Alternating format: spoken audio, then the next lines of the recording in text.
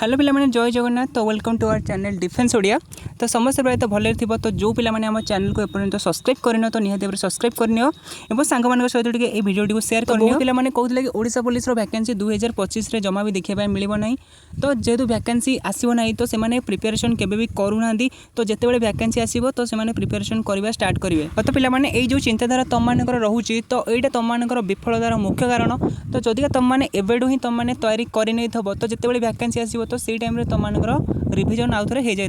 जो पिलाने Odisha government preparation कर तो समस्त जानते कि वैकेंसी तो ये बार बार आसुनी।